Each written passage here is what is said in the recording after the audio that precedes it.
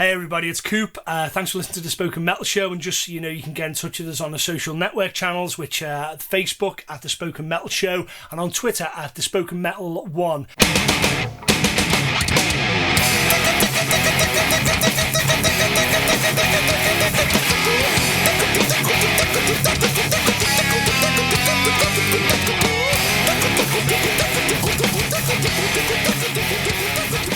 Good afternoon, good evening, good metal. My name's Coop and I'm joined by my friend Tim, and this is the 4th episode of the Spoken Metal Show. It has been a little bit of a break because, well, you know, life gets in the way. Food poisoning gets in the way. Well, there is that. I didn't want to go any further. No, it's okay, it's fine. Into that, because then we'll talk about kind of, you know, toilet activities. That's done. That's done. And no one wants that. Okay, so we got to the 4th one, which is a success in itself. And I've just seen some really nice things. We're starting to get on YouTube now, and we're starting to get on Facebook, so people are looking and feeding back to us. And it's nice because it proves that that there is a community for metal out there, which is what we've always known. And it's nice to get feedback and people saying that we're doing nice things. So thanks very much for that. And we'll obviously tell you where you can go on Facebook and YouTube and whatever to kind of listen to us. But please, by all means, suggest it to other people if you're enjoying what we're saying. So yeah, we've got a fairly... I don't think we can get everything into today's show. I don't think it's going to happen. There is far too much news to talk about. We're going to do a little bit of that. The Fuck, Marry, Kills Megadeth, and I could do a whole show about that. And then we'll do a little bit more news, and then we'll see what time we've got left, and we can do that. Like, we'll try and keep it inside 2 hours. I know the last one was like the biggest fucking podcast we've ever done. It was like 2 hours, and I hope you all enjoyed the Steve Vai special as well. That was nice to do.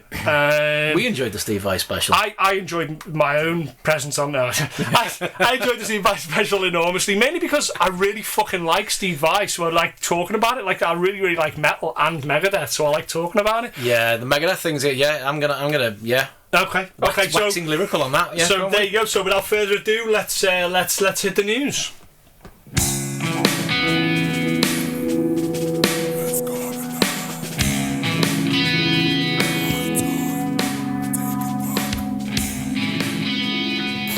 Okay, so where to start with the news? Okay, Corey.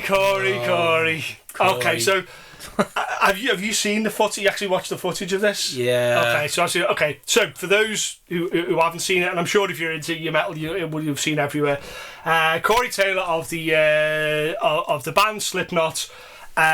During their set, a member of the audience, a fan, was doing something with the phone, tweeting, texting, whatever, and Corey has knocked the phone out of swiped his phone out of his hand. Swiped, whatever you want to say. Yeah. It's took the phone is out of the kid's hand and it's on the floor, and there's been obviously the usual craziness that's gone on the internet with that. Should he have done it? Should he have not done it? Is it assault? Is it not assault? What are the expectations when you go to a show?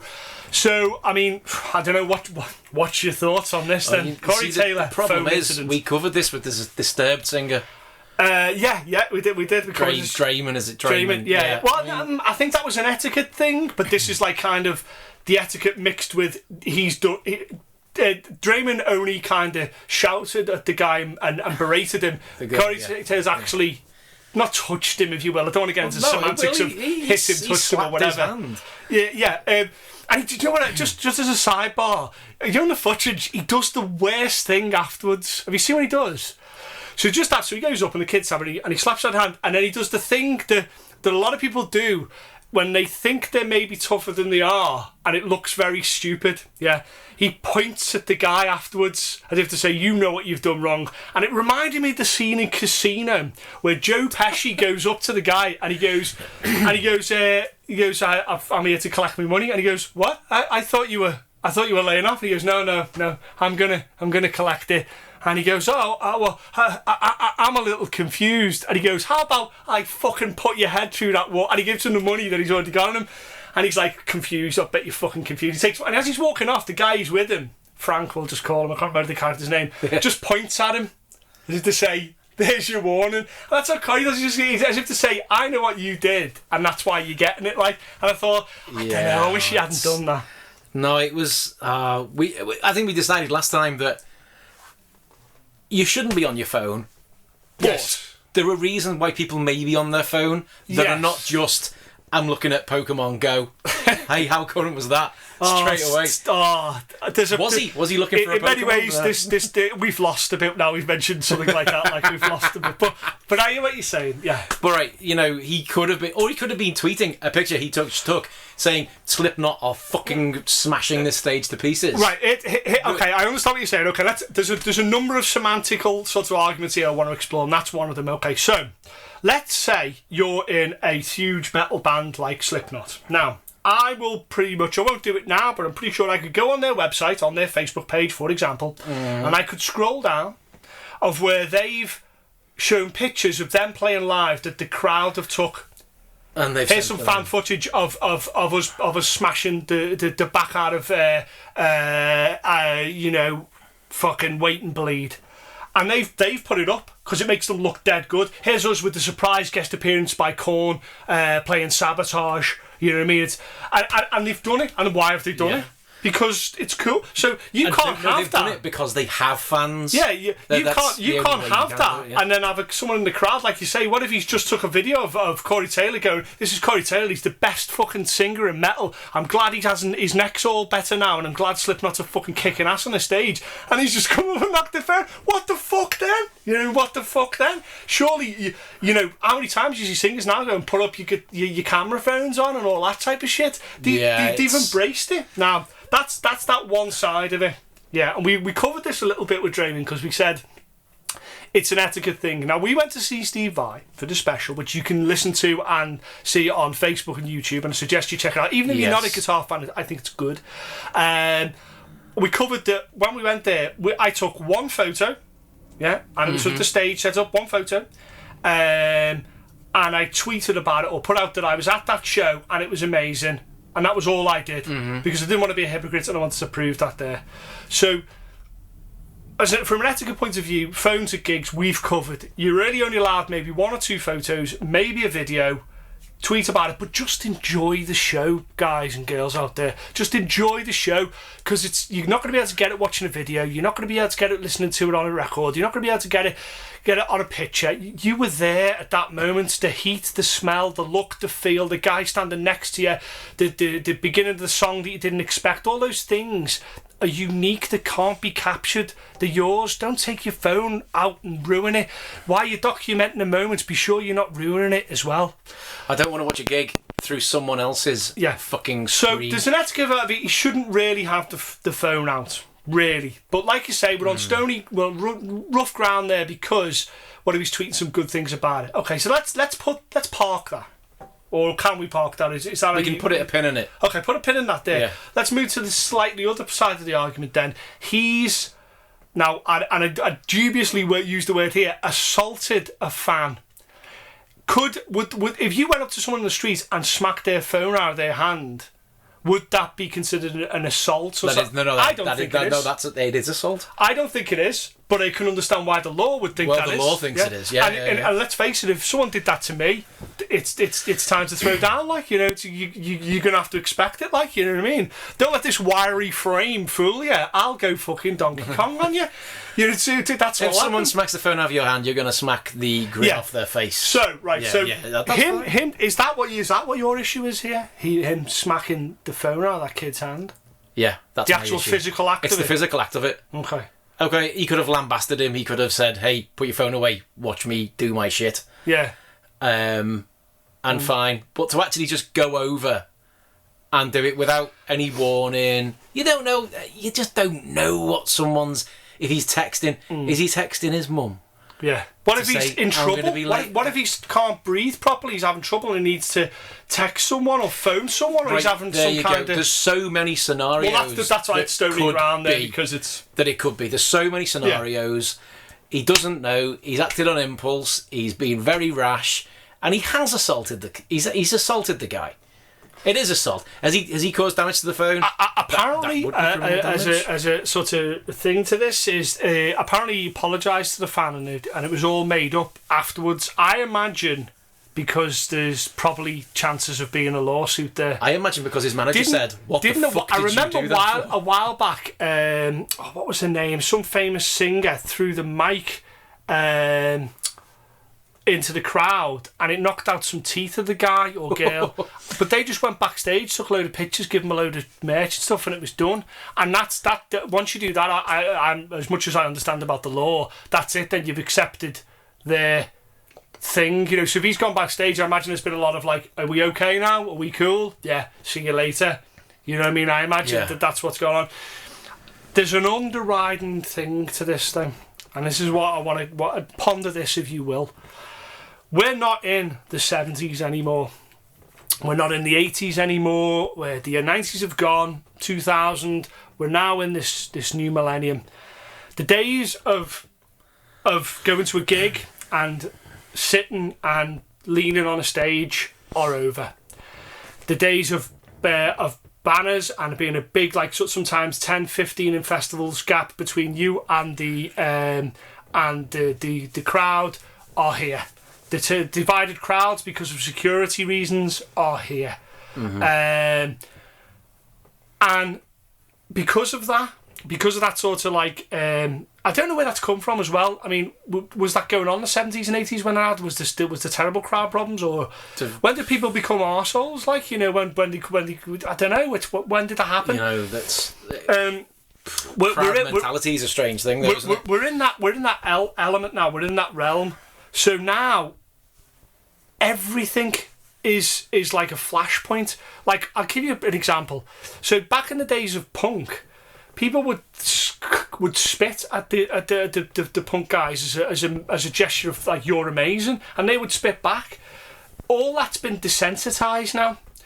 I think, and you bear with me on this one, I think when I go to a show and the guy who's singing assaults me in some way, there's got to be a part of me that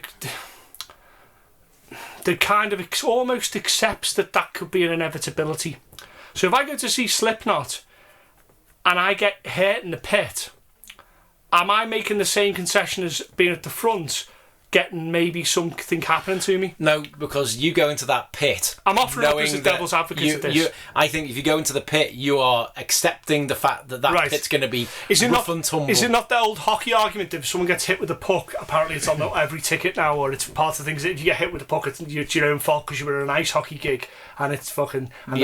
it's that rule. Or is this because it's a human being's choice against... On the ticket, so on the Slipknot ticket, you got... Yes. Terms and conditions. Corey Taylor may slap you. By entering these premises, you are accepting that Corey Taylor may slap you, and there can be no legal recompense. I bet you all the money in the fucking world, that if you put that on there, you could set up a row of people, which stem here to the back of fucking forever, of people queuing up, to be slapped by Corey Taylor. If you did a backstage VIP thing where you said part of your VIP package, along with a free press pass and photo tags and a brochure and a copy of the CD and a signed T-shirt, you'll get smacked in the fucking chops by the lead singer as hard as he can. It will be at your own risk, and I bet you people would sign up for it. The old story. He was backstage with Evanescence. Okay. And is this true? Or we libelous? This is true. She backstage and Corey Taylor, and she said, "I can take any punch," and Corey Taylor punched her in the face and knocked her out. Shit. Okay, and that's that. That's a beautifully wrapped up. That's shit. Here's a thought. Here's a thought. We're entering a different realm of the music industry now. He knew it was a phone, right? He's not saying I thought it was a weapon or something, or he thought the guy was... He knew it was a phone. Okay. He knew it was a phone. Okay. Well, then I'm not going to go down the route of fans getting on stage. You're right. It's a different world. And I think we've fucking lost something. We've lost something. We've lost our innocence. Innocence has gone. Well, you can't. Changed. Stage diving, really, that's just not going to happen after sort of a 300 cap venue. Just not going to happen. No. You know, the singer getting into a crowd now is like few and far between. I've seen the guy from Vintage Trouble do it a couple of times. A download 2 years ago when Joey Belladonna of Anthrax got off the stage, and then the security girl tried to stop him getting back on the stage because she didn't recognise him and she thought he was a fan. And he's Bless him. You know what? I understand the security now, though. I understand where that comes from as a kind of a road away from this. I understand that because obviously, very, very recently we had Christina Grimmie killed by someone who makes it onto the stage. We've had a lot of bands that have knocked people's phones out their hands when they've got on stage. And I know it's not exactly the same thing, but it's part of the arguments and it's part of the reality of the modern music scene is, I suppose that we need these now because people are getting hurt on stage and, we only have to look at Dimebag to see the classic, story of a terrible tragedy. I think if you cross the line, though, that's the thing, right? If you He's in the crowd, if you cross the barrier, you're fair game. Yeah. Oh, no, that's beyond... That's you choose to cross that barrier... Corey Taylor can punch your face off. Yeah, I think, because you don't know what the fuck's going to happen. If I've been a stage manager, I've been a tour manager where I'm on side stage and my eyeballs are everywhere. If some motherfucker that I'm not expecting gets on that stage, you don't know what the fuck are they getting on there for? They're getting off just a stage dive? They're getting off to rob fucking equipment? I've seen people reach over, try and grab pedals and shit. You get on stage, it's game over. You can do what the fuck they want. Like fucking Goldberg. Yeah, you just fucking... it's over. That's it. So I think it'll probably get swept under the... Well, I think because Corey Taylor clearly... he's not chosen this. He's gone off and their manager has gone, what the fuck did you do? I'm telling you now, there'll be a conversation which like, get him back, get that kid back, like, get him a new phone. They've had him backstage. Yeah. Because Corey Taylor says on his Twitter, we spoke after the show. Yeah. Why did you speak after the show? Yeah. Why did you give him time if you thought he was another? Why? Yeah, because they've treated him like royalty. Yeah. They've probably that kid's got all kinds of they've stuff. They've probably like signed him all over. He's having them tattooed on him now. I wonder where we would have been if when L7, when I think it was Denita Sparks, I thought I got the name right. Forgive me, Lavins. Was she the one that threw a tampon in Reading? In Reading, yeah. I wonder where we would have stood with that. It seems I really like L7. I like L7. I've got nothing but love for L7. I just think, but I don't want to be hit in the face with a semi-used jam rag. Yeah. So thank you very much. Wow. So Corey, as always, whenever we talk about this, you are more than welcome to contact us and come on the show and give your side of the story. And in the interest of fairness, the fan, whomever you may be, if where it gets to you, I'd be interested to hear what you. Do you know what? If someone can find him somewhere, all I want to know is what was he texting. Now, if he's honest with us, and he says I was on, I don't think Pokemon Go was out now. How's that for being cool? Say he was doing something like playing Candy Crush Saga or whatever someone plays on the phone. Then I'm saying I'm going to smack him in the face. If you come to the Spoken Metal show and you tell me that what you were on there was something fucking stupid like that, I will smack you in the face. So right. Yeah, if he plays in Quasi Cupcakes. He does that. We will punch you. What if he was sexting? Oh shit. Okay, you get a punch, but the punch and the velocity of the punch, and the sort of imagine a sliding scale, with me at one end with the lightest I can punch going up to the hardest I can punch, and just when it goes to the hardest I can punch. Then you take over and it's the lightest you can punch there. I think that's probably reasonable. And that like sliding like sort of colour scale, if you will, is denoted by how hot the person is he's sexting.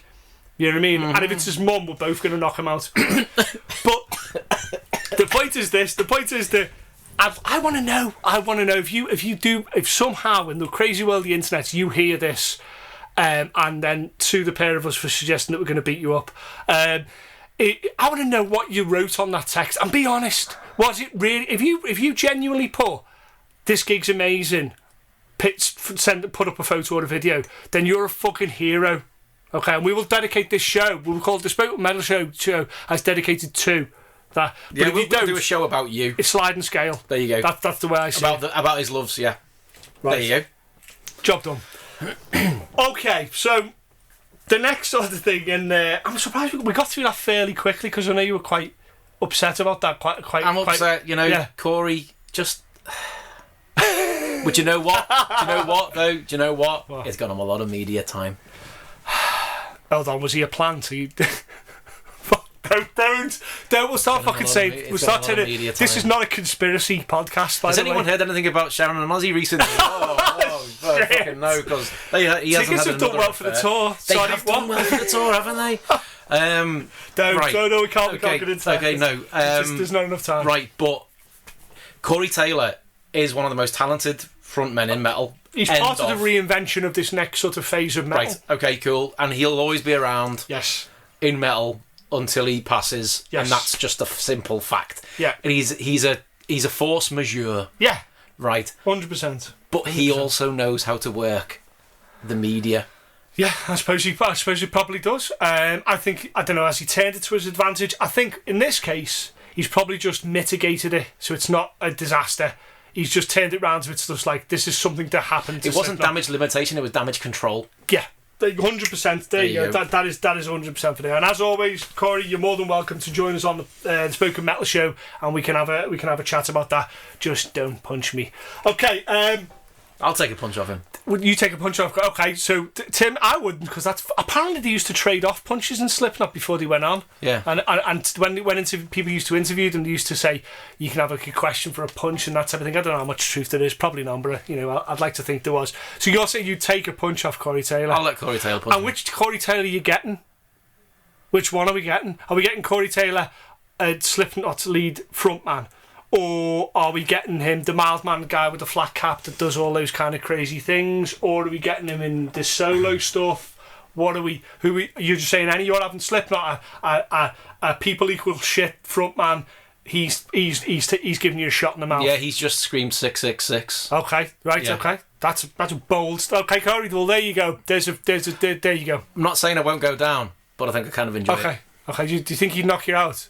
No. Okay, I'll take that. I think he'd knock my jaw swinging around my face. But yeah, okay. There's a challenge. Okay. I think it fucking hurts. Speaking of getting knocked the fuck out, bring me this is the worse. horizon. Oh. Okay. So for those. Can I just say before you say that? Okay. Are they even fucking metal? Oh, anymore? let's not. There you go. Let's not. Cunts. Okay. I'll answer that though. I'll feel then in all questions is yes, they are. They are. It's heavy. It's not. I'm not their biggest fan. Certainly, the new record sounds great, but that's because the producer was fantastic with it, and I'll leave that at that. It sounds great, and it is heavy. It's got some nice elements, and some of the riffs are quite good. I quite like them, but they don't speak for me, so that's fine. They speak for a lot of people. They don't speak for me. But just for the people that aren't aware, there was. A post that went up from Bad Religion. It was the guitarist, I believe, posted from Bad Religion. Who are awesome, by the way, Bad Religion. More people need to listen to Bad Religion, by the way.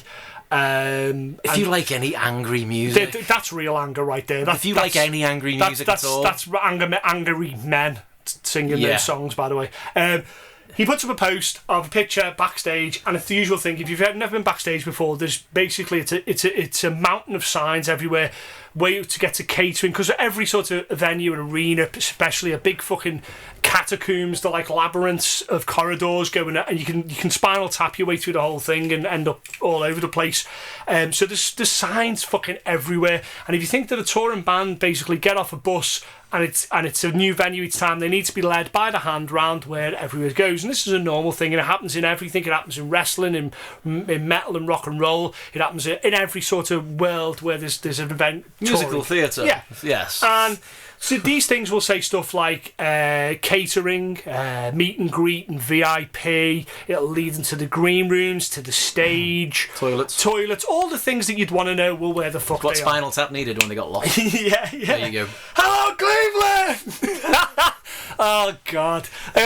So yeah, it's part of the thing, and it'll never change. Also, it has on these pictures, and this is for the uninitiated who haven't seen that live, there isn't just one wristband for backstage passes and stuff like that. There's multiple ones. For example, if you go to Download Festival, each stage has their own different coloured or different imagined wristband, and obviously that's to stop people just wandering and going up on side of stage and stuff. Keep people where they need to be, so it's all controlled. Obviously, you don't want people who are doing certain things to go into the inner sanctums of these places where the bands are. Maybe there's equipment. The band are trying to get themselves together before they go on stage, and they have the green room, and they want some privacy.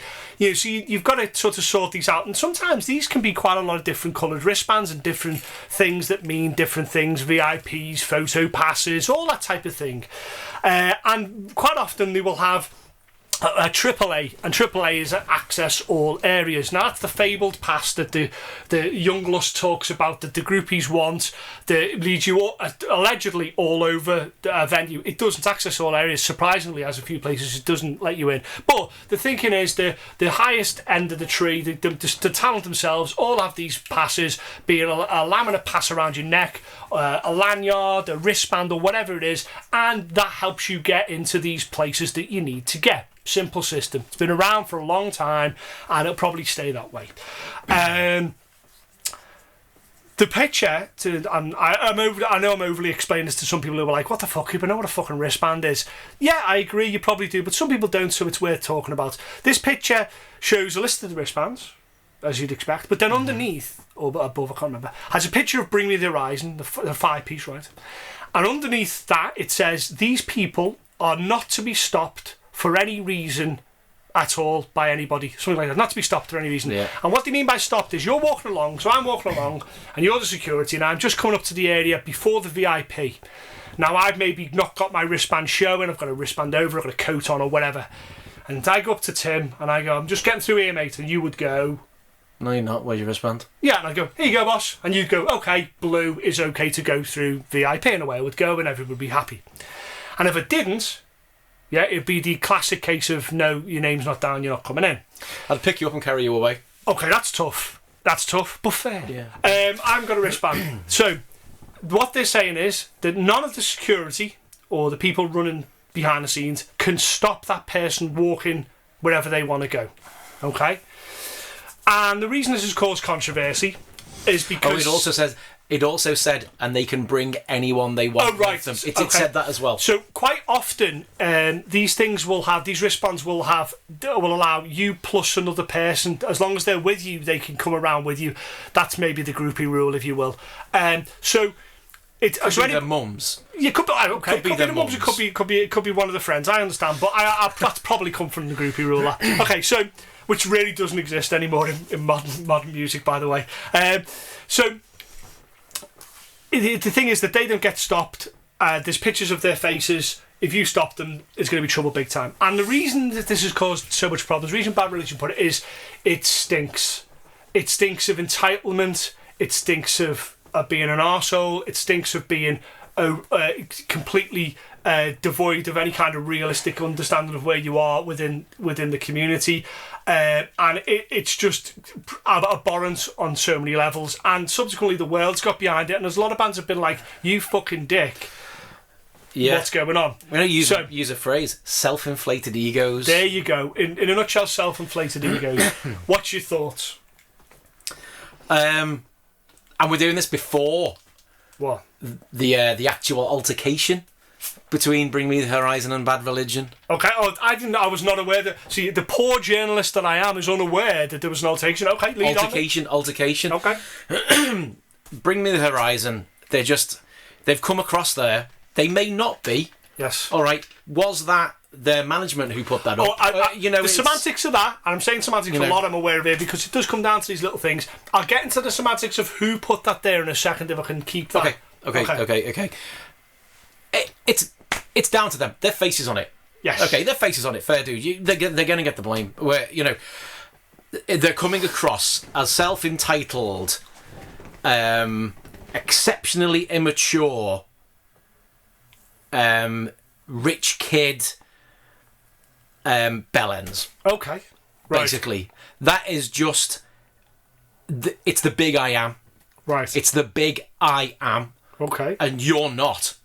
Who the hell are you to fucking stop me? Who the hell are you? Don't touch me. Okay. Don't touch me. That I'm that famous. I'm fucking Bring Me the Horizon. Okay. Don't touch me. Okay. Don't touch me. I haven't had a successful album in a while, really. But don't touch me. Don't come anywhere near me. Don't even speak to me. Okay. Because it says they can't be stopped for any reason. That's not even to say hi. You're doing okay. Yeah. Now, is that saying to other bands? What if it's to say? What if it's to say? By the way, that room's on fire.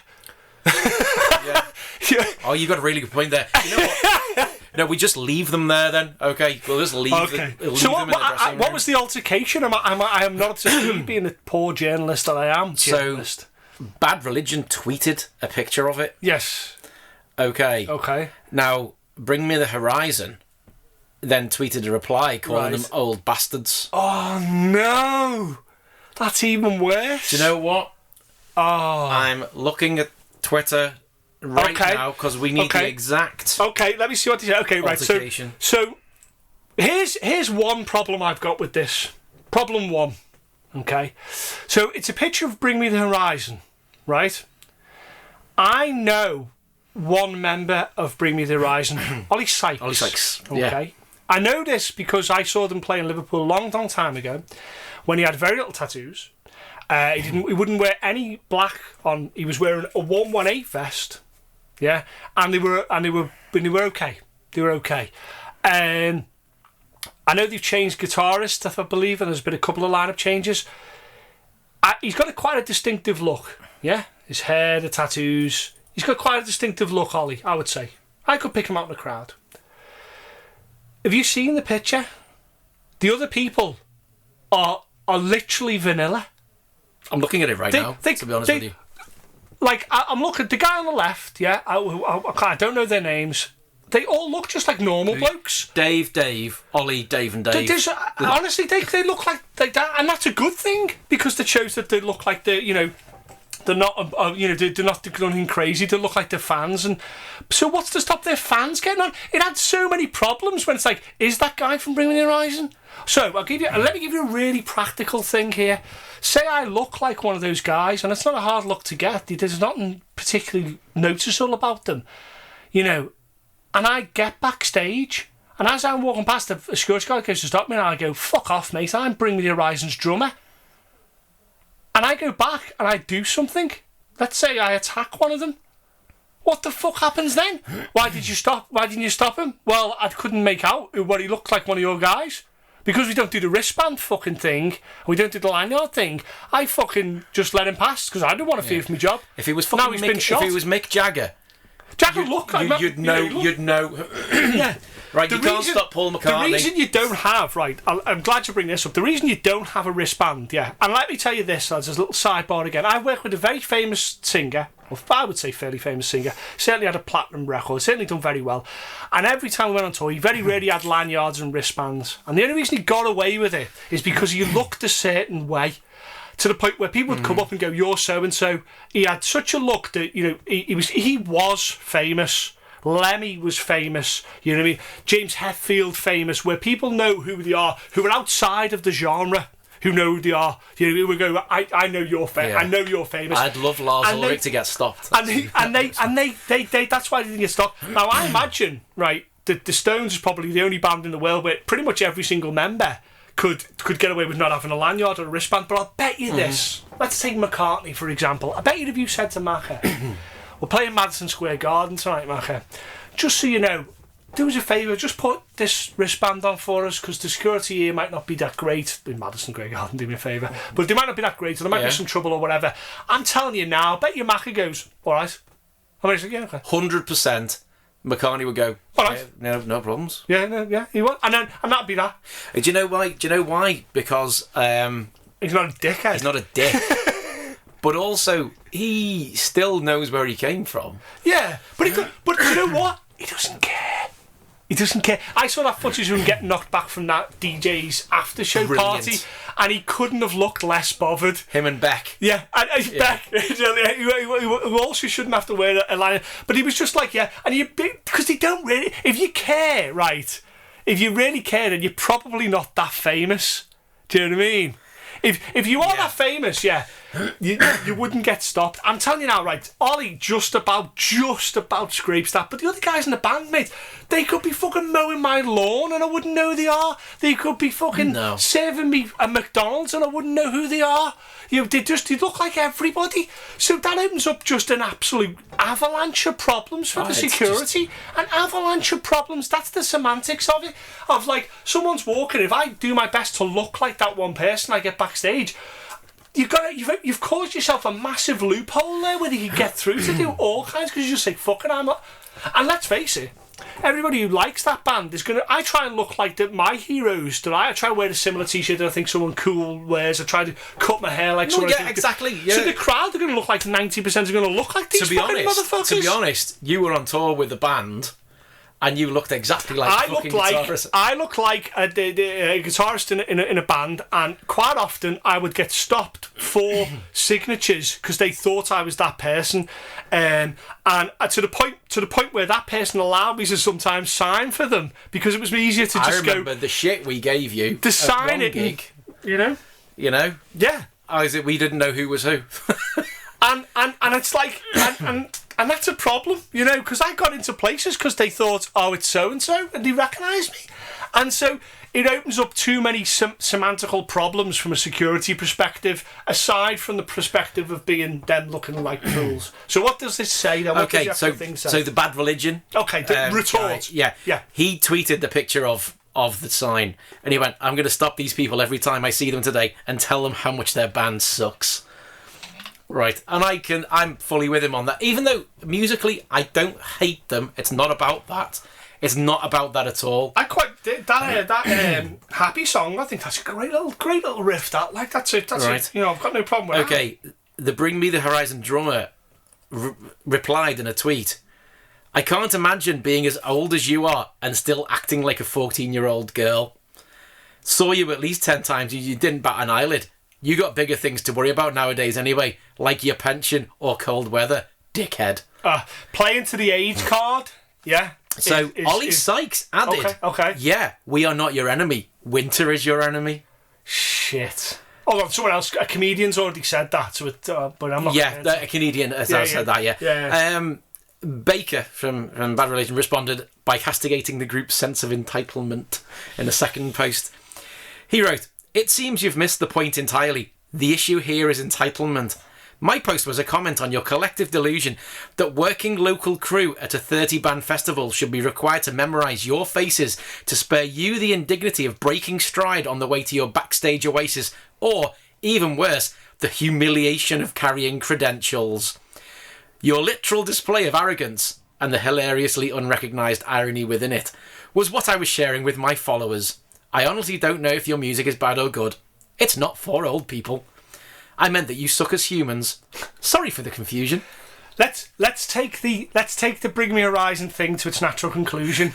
Okay? Yeah. Okay. So, no lanyards, no wristbands at the show. Okay? All right?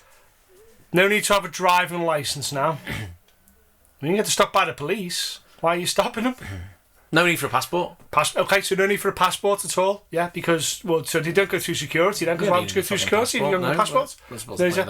It's fucking madness. And I'm reminded quite beautifully. Normally, I tell you what, no need to register a birth. It doesn't exist. Or a death. Yeah. That we don't need to do with that either.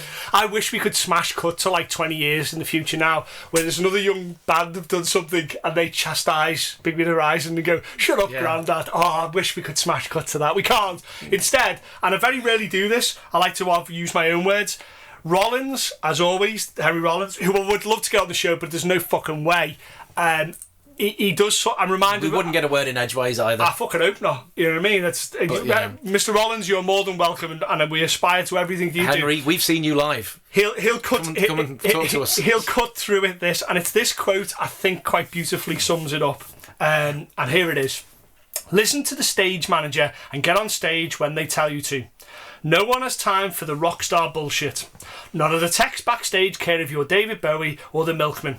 When you act like a jerk, they are completely unimpressed with your infantile display that you might think comes with your dubious status.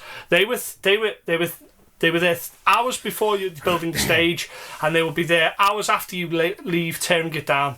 They should get your salary, and you should get theirs. And that's the way I see about the crew. I'm telling you now, there will be crews across the globe rolling their eyes when they see that post, rolling their eyes, amongst bands as well. That will happen as well. There aren't many people who work harder than the crew.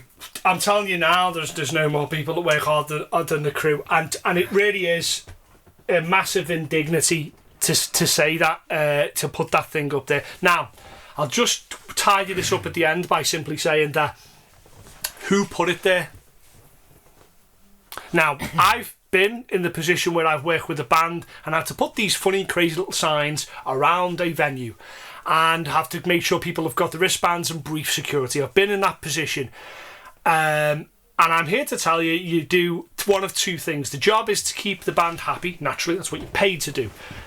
Keep the band safe, because that's maybe even more important. Mm-hmm. To make sure the show runs smoothly and that all the wishes of the band are fulfilled. Be it the rider, what they get backstage, all that type of thing. So,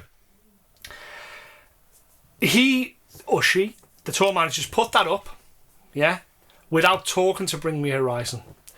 I don't think that's happened. Or, Bring Me Horizon have gone to the tour manager and said, you must put this up. I think that's what's happened. I'll tell you why I think that. Because they're defending it openly on social networks. So I get the feeling they've gone to the tour manager and said, I'm sick of getting stopped, and they'll say, well, what do you want to do? They'll go put up a picture, or maybe he's even suggested, because he's got to suggest as many options as he can, and put that up. Yeah. And it all stems from, wow, I don't want to wear a wristband. And that's what it stems from. Or a lanyard, or some kind of identification. Do you know what? Fucking, I understand that if a wristband's put on too tight, it's a pain in the fucking ass. Yeah, but then so's a fan getting backstage and killing one of them. Lanyards are cool. Well, yeah, that's Wayne's World. Yeah, thank lanyards you. are cool, right? Lanyards I remember the first time I got backstage, I was playing a show, and we got a green room, and I remember running up the stairs because it was a green room. I didn't even know what one was then. I was just a kid in a band, and I threw the door open, and the room was covered in graffiti. It stunk of old men and kind of sweaty bodies and men working out type of gym sweat. There was graffiti all over the walls. There was no chairs. Well, there was destroyed chairs. There was holes in the walls. I'd been told we'd had a rider. A rider, for anyone that doesn't know, is the list of things that you require before the show, like it's normally food and drink. And he'd promised us the rider, the promoter, and inside the middle of the room was a bottle of Lucozade with a Milky Way on top. You know, the two Milky Ways. Yeah. And that was the rider in the middle of the room. And I was like, there's a shine gone. But anyway, and then I remember the first time I got a wristband. I must have kept it on for about a year and a half. And then I remember the first time I got one of those wristbands that was a cloth wristband that you could wash multiple times. Yeah. And I kept that on. Because I was like, what the fuck? Because you can guarantee that it was a Spanish festival with 30 bands on. They're not going to get a paper wristband. No, you're going to get something. And I'm telling you now, some of the European festivals, Wacken, Hellfest, the credentials, if you will, are fucking great. Yeah, and I wear them as a badge of honour if I've crewed them. I like to have them as memories. They're nice for me. They're nice things. And I imagine the first time bands play that stage, like first time you play Bloodstock, and I got shout out here quickly to a friend of mine called Don Jackson, whose band made it through I Saw the World Burn. I've made it through to Bloodstock. We're going to launch a new segment soon. I'm going to talk about that in a bit, and I'd like Don to be part of that as well, and potentially will be, but I'll get into that. But the point is, it's the first time that band playing Bloodstock. I guarantee they'll keep that wristband on for fucking forever. Yeah. So what point did that lose its shine? You know what I mean? Of having a wristband. Do you know when that loses its shine? Lars Ulrich and Hetfield will walk around with a lanyard on. I've seen them. They were at a Jays thing, which is the hockey team, and he had and he was doing. And he was as he was going out, he was doing high fiving them all as we were coming out, and he could clearly see he had a pass on. Right, even though he might not have it around, but he might have it attached to his jeans or something. In a cool way outside his pants. Yeah, and that's James Hetfield. That's fucking cool. He's famous outside of the genre. Whatever. If you don't care about the wristband as a badge of honour, I don't think you fucking care. I tell you what, I think it's an insult. I tell you what, if you're in a genre and an elder statesman of that genre, be it Dio, rest in peace, Lemmy, rest in peace, or say, Ozzy, Iommi, big people, Hetfield, big people in that genre who were, are very forcing it, Mustaine, people like that. If they say something to you, the way I see it, that's like your father talking to you and saying, hold on, slow your roll a little bit there, sunshine. Listen to me, I'm here to tell you that that's a dick move. And the first thought shouldn't be fuck off, granddad. It should be, and I know, obviously you have the likes of the Sex Pistols, fuck all, but that was more an establishment thing. It was more of a time. If someone within your genre that should fucking stick together turns around to, I'm telling you now, Lemmy would have been like, what the fuck are you doing? Bad Religion were completely anti-establishment. Yeah, okay, yeah. There you go. And so, but they've got to respect, Bad Religion, people like Social Distortion, those type of bands and all that type of stuff, Next thing you're telling the Misfits to fuck off because they're wrinkly. Yeah. Black Flag. No, you don't fucking matter. You don't, because you're not relevant saying. Now. Or that's whatever. What they're saying. That's what they're saying. And to be fair, actually, all those bands are more relevant now than they have been for a long time. Well, do you know what? Do you know what will sort this argument out? Time. Time will sort it. It is the great decider of your fate.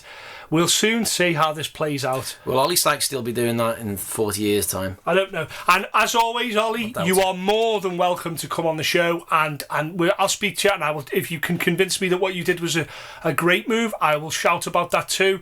The members of Bad Religion, once again, you're also welcome to come on the show and talk at length about why you think it was a dick move. I think you've summed up your case perfectly, if I'm honest with you, and it's very obvious, very eloquently, very obvious which way the Spoken Metal Show stands on this issue. And let's leave it at that then. The door is open, guys. Yeah. Wear your fucking wristband. Wear your fucking lanyard. Respect it. Enjoy it. Keep it. Treasure it. There you go. Beautiful. Okay, so I just want to quickly, before we go into the final segments of the news, and then we'll do Fuck, Marry, Kill after that, promise. There's a new segment coming up which we're going to do. We'll do it as a Spoken Metal Show special, and I'm just putting the feelers out there now about how people feel about it. It's going to be where we talk to people, funnily enough, crew and people behind the scenes of the rock and roll show, behind the curtain, so to speak, promoters, people that own music shops and merch people, techs, tour managers. We're going to speak to them all because these are the folk that don't get or are completely unrecognised, and we're going to do a section where we're solely going to speak to one person about that. So if you do, would you like to be on that, or is there someone you think we should talk to? If we can make it happen, Captain, we'll get it done. And it'd be nice to hear what you think about that. Feel free to say what you feel on the Facebook and Twitter about that. And that should be happening real soon. So yeah, look forward to that, and that's going to be quite an exciting thing. We'll go into a bit more detail later on. Okay, so the last bit of news we're going to cover before we get on to the next stage is Cliff Williams. Do you know what? We should be able to do a podcast without talking about AC/DC, and this might be the last time we do it. But there's been a lot of news about them, and this is, I think, it's a 40-year career of Cliff Williams. He is the bassist in AC/DC, the guy with the big long silver hair, great bassist, great player, I believe a fantastic bloke. He has laid down the foundations of some of the most important rock songs. Yeah, and he's retiring.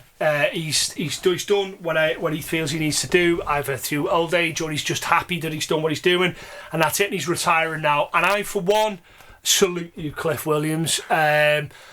The only bassist in AC/DC, original bassist, I believe. I'm not wrong in thinking that. Maybe there might have been some small change, but generally speaking, he's English. You do 40 years in a band, yeah. That gets you a pass on fucking anything. Yeah, you're a fucking. You're done. You're in. He's played everywhere and done everything, and I salute you, Cliff. Right. Do you know what? I actually think it takes big balls to say, "I'm done." Yeah, I've done enough, I'm leaving now. He's not leaving before his time. He's not done something embarrassing, that's why he's leaving. He's just leaving because he's done. Right move, yeah? Yeah. Okay. You can't say anything to someone he's served his time, he's done his job. Yeah.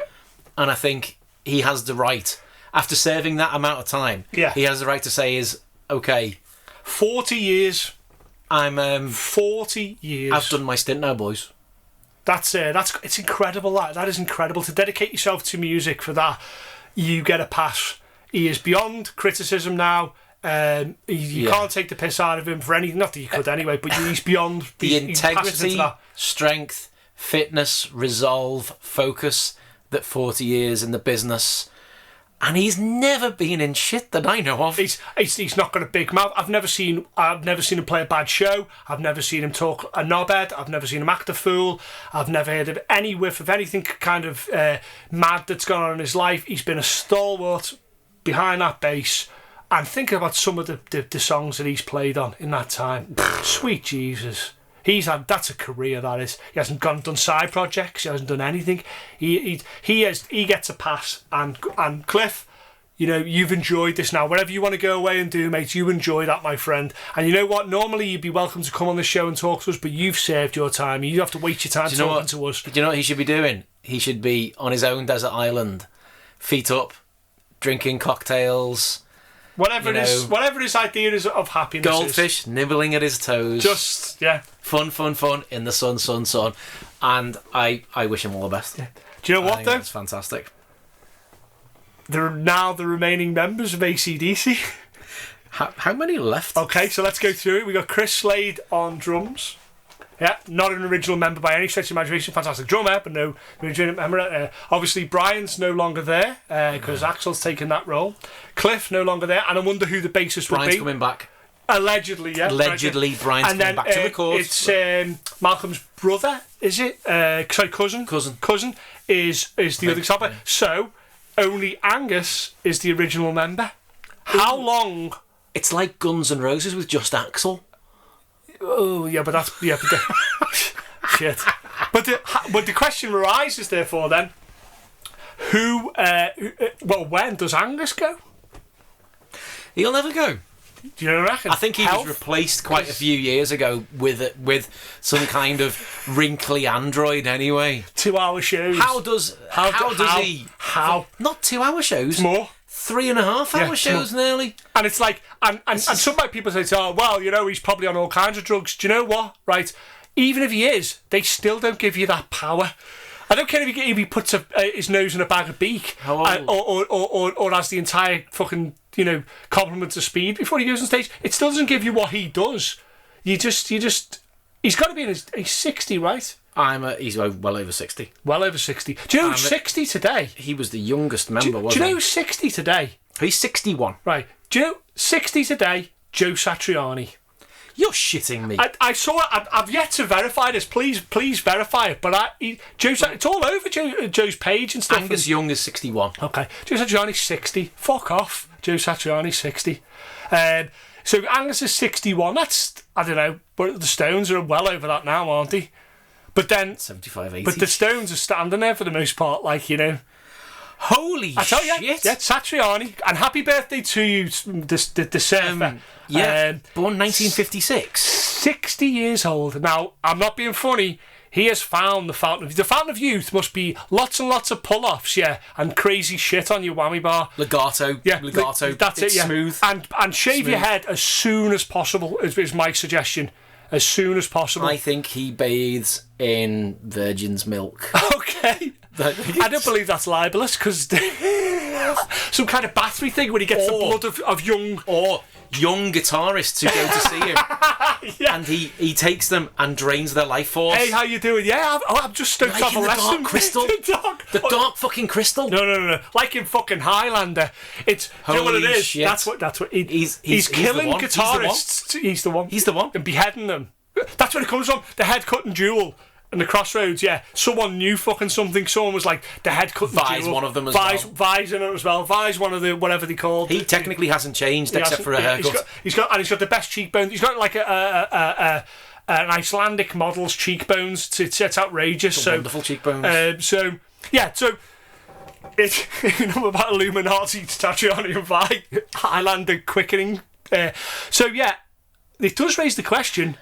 Who becomes the bassist of AC/DC? If they go on, which one is assuming that they are? Alternative Nation have brought out a top 10 of people who can replace them. And you can react however you want.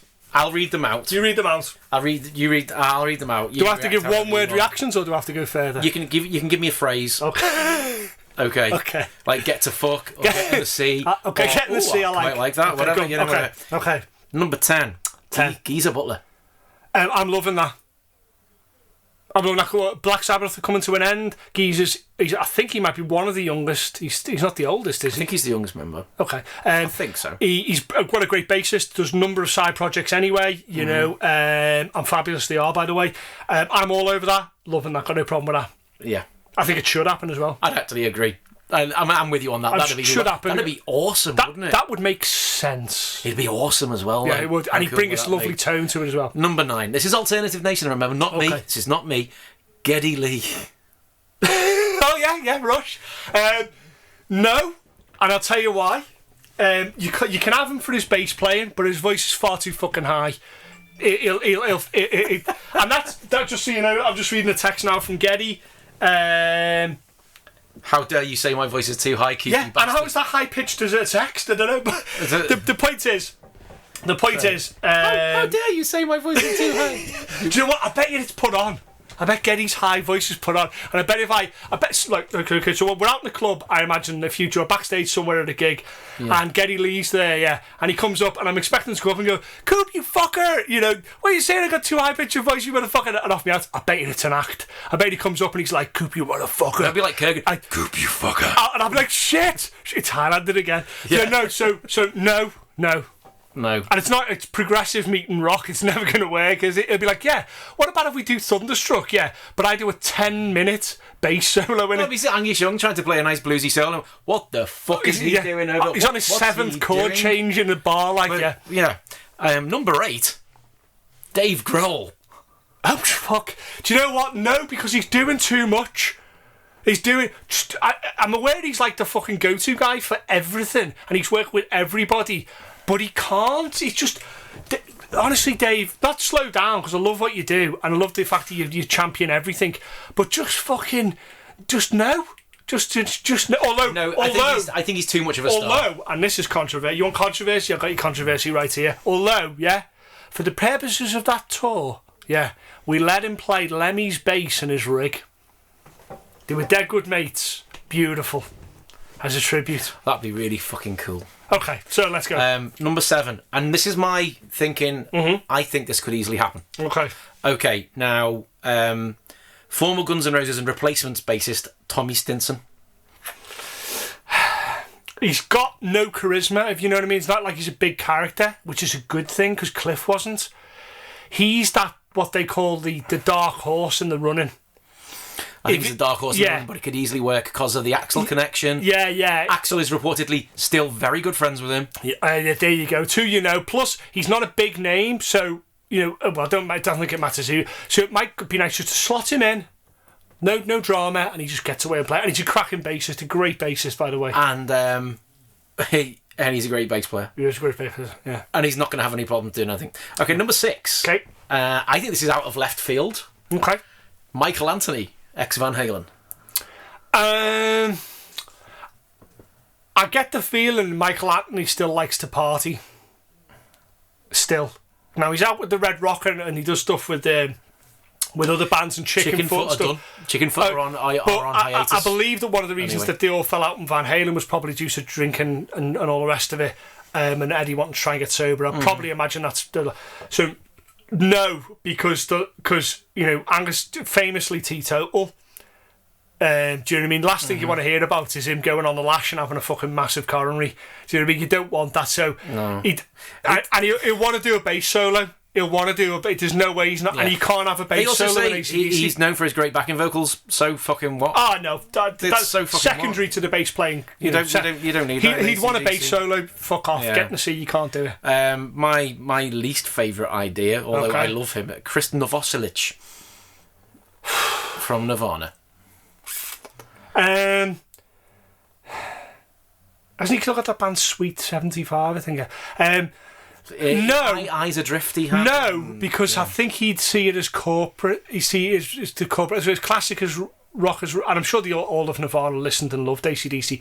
But I don't think he likes that he's going to have to go on a world tour. I think he's done with that shit. Like, Yeah, I think he's done. I think he's done. Oh, by the way, he got a 32-date world tour and a big tour bus in front of 100,000 crowds. Nah, you can't sell that. It's all right. Yeah. And you know what? No, he can play, but I think he can play great. Very lazy player, though. Well, more relaxed, let's say. Here, as a number 4, is a very, very good player. And an absolute hero of mine. Okay. Utter fucking hero of mine. Go on. Jason Newsted. I'm going to say no again. Mm-hmm. I think yes, but I believe him to still be in the metal foot rather than the rock foot.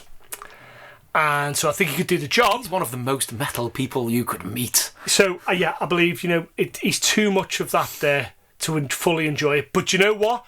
If there was a safe pair of hands, he's it. He's used to the crowds, used to the world tours. And he's a fucking great player. Plays long shows, safe pair of... He's the safe choice, I would say. If I was their manager, I'd probably go, you know what? Get him in. No one's going to say he's going to give it as well. Yeah. Okay, number 3. Okay. From one of my favourite bands of all time, Robert DeLeo from the Stone Temple Pilots. Well, fucking hell. What I think... Out of any of these, and I'm including Geddy Lee in this, the most talented bass player, because he's fucking wonderful. And that's why he shouldn't do it. Yeah, he's too good, isn't he? He's too good. And he'd have to rein himself in, and I don't mind that. But yet he played for Joe Walsh. Yeah, he's done that thing where he's slotted in. He makes it to the safe pair of hands list, but unfortunately Newsted is above him on that list. He was touring with Hollywood Vampires, but we'll go to that later. Yeah, we'll talk about Paul Joe in a bit. Yeah, okay. So, and he has a project at Delta Deep, because to Stone Temple Pilots, they're not getting a new singer. He's a safe pair of hands. He can do the job, but Newsted goes above him for both of those reasons. Yeah. Number 2, it's just a clear fucking no for me, but... I think possibly another one of the greatest bass players of all time, John Paul Jones. What's he doing, John Paul Jones, at the moment? Probably producing someone fantastically. Yeah. Do you know what? I think he'd be bored. Yeah. I think unless he's going, so what do we need for the equipment for these shows now? 2 bass guitars and your amp. Oh, so I can't bring me 12-string or me harpsichord or me mandolin. Yeah, and there's no mandolins. My clavinet. What, not even a solo? Well, where'd you put the theremin? What about my orchestra? Yeah, and it's like, no. He's too much. He's too musical. Yeah, he has. And that's not a slight. That's not a slight on AC/DC. It's not a slight or Cliff to an extent. Okay, so who did he have at number 1? Number 1, and I think, I don't know. What? Duff. Duff McKagan. Not anymore. You know what? No. No, because I don't want to see him in that. I know it's turning into Guns and DC. Yeah, it is. Yeah, or AC and Roses. Let's face it, Guns and Roses were the formation of 2 bands. So it's the LA Guns and Hollywood Roses. Yeah. So who have they missed? Let's forget other people's lists. I don't give a fuck about them. What about our list? Who have they missed? I'll throw some names at you then. Go ahead. Gene Simmons. Oh fucking hell! Oh. Without any makeup on and just fucking let's get rid of makeup. It's that without crazy. Makeup, Gene Simmons. Nah, he's a great bass player though. He's underrated. He's a very good bass player. And let it be known, this podcast has slated Gene Simmons, but not his bass playing. No, not his bass playing, and not his stage. What about? I think he's too much stage. What about Rob Metallica? Rob Trio, hired gun. Get him for the tour. He can do it. Can do it. I think he's too good. Okay. But then again, he didn't dumb his bass playing down. He played for Jerry Cantrell and he kept it really simple and very cool. Who have we missed? Have we missed Clearly anybody? One of the most talented bass players who's ever played metal. Flea? No, not Flea. I'm thinking of high-profile bass. Yeah, Flea. No. Well, Chili Peppers are basically terrible now. I think that's widely understood, aren't they? Yeah, but the Flea's still amazing. He's too good. He's the constant. Is the only reason they've kept him going. He's too good. Flea's too good. Who else have we missed before we put this to bed? Who else have we missed? Holy hell. Famous Tom Araya. Oh, non-famous, yeah. Tom Araya. There you go. If you throw in Gene Simmons at me, if you throw in Gene Simmons at me, hold on, that's a fucking massive leap. When he's going, all the way through. Do you know what though? Do you know the more you say it, I'd like to hear him on Hell Ain't a Bad Place to Be. I'd like to hear that. Yeah, that's. I like that idea. So there you go. I don't know if we missed it. If we have missed anybody else, please feel free. Yeah, actually, we'd like ideas of who should play. Who replaces Cliff? If anybody, if they should do, they shouldn't do, or who replaces him. And if you're gonna give who should play for them, I want to see you working. I want to see why. I want to see you work. I want to see you work. I want to see your maths. Okay, let's tie this up. Oh, great. We're almost over an hour already. I told you we'd go on that.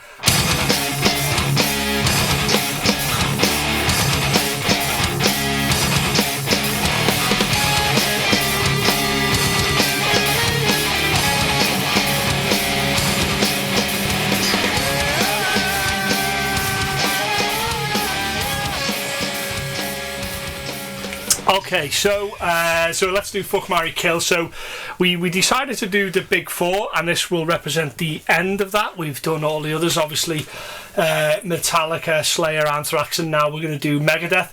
And we just have to take 1 minute here just to say, obviously, this is in light of Nick Menza passing away on stage as well, unbelievably. And just to say, what an absolute tragedy that is. What a fantastic drummer, and I believe a fantastic human being. So if we can dedicate this to yourself, we will do. Okay, so Fuck, Marry, Kill, Megadeth. I'll tell you what struck me straight away when I started listening back to try and get my opinion on it. Bigger back catalogue than I thought. Huge back catalogue now, actually, yeah. And a fucking wealth of guitar playing. A wealth of guitar and almost embarrassment of riches of guitar playing. There's so many good guitar players that pass through their ranks, and so many good albums with strong guitar parts on there. It is an absolute shredder's dream for most of their back catalogue. Okay, so let's cut to the chase. The first one is Fuck. You go first with your Fuck. The album that you like, you don't really care if anybody else does or doesn't like it. This was. Can I just say this was a problem because Megadeth were my first metal band. Oh, okay, they were your first. Megadeth were my first. Okay, that's cool. Okay. Okay, so your Fuck, your album is. My Fuck is going to be. You're deliberating between several. I'm still deliberating. Okay, put your flag in the ground. I'm just do it. My Fuck is going to be Rust in Peace. Okay. Well, I'll save you the fucking confusion. I'll save the illusion. Mine is also Rust in Peace. My Fuck is also Rust in... Sorry, my Fuck is also was going to be Rust in Peace, but I changed my mind, and I was wondering between the two. I'll tell you what my actual Fuck is, but mine was going to be Rust in Peace, but it's not. Okay. It's something else. But okay. I'd like you were wavering there. I was wavering between a couple of. I was wavering albums as well. So mine is Rust in Peace, and then I changed it almost at the last moment, just before we got to sit down with here. I had the two. I'm doing the bobbing between the two. I Like Yourself. I bet you. What was the other album you were debating with, by the way? What was the other one you were? So Far, So Good, So What? Okay, that wasn't what I was debating with. Okay. Or Countdown. Okay, I was going to do it purely for the reasons of just being controversial, but I went with a different Fuck. It was going to be Rust in Peace. It was Rust in Peace, but it's not. So I'll save the surprise for that. That's not going to be that now. Okay, so why is Rust in Peace there? I mean, it pretty much goes without saying. I can only really explain this if I give my Marry at the same time. This is what because guess what my Marry is?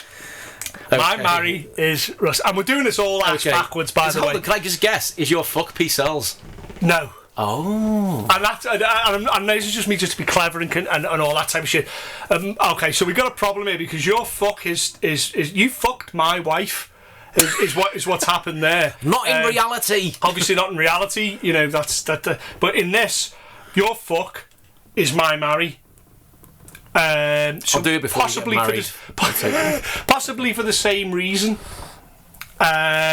So why is your reasons? I'll cut to my Marry then. I'll do that as well. Okay. So why is your reasons for Rust in Peace? Like they need any. Okay. But I've got to do it in two. I've got to do it in Fuck and Marry. Okay. My Fuck being Rust in Peace, my Marry being Peace Cells. Okay. Because I genuinely believe that Peace Cells is one of the great metal albums. Okay. Well, we could do that in a sec. So Rust in Peace, let's discuss Rust in that. Peace. Why so great? Why so great? You've got 4 musicians at, I would say, their peak.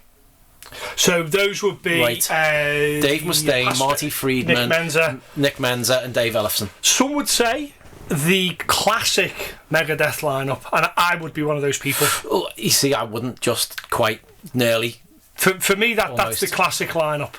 Why is it? I understand it. I understand it's a classic lineup, and that will come with my Mary. That will come with my Mary. Okay. But the sheer strength of Mustaine's songwriting in that album is it. I think it's fucking beautiful.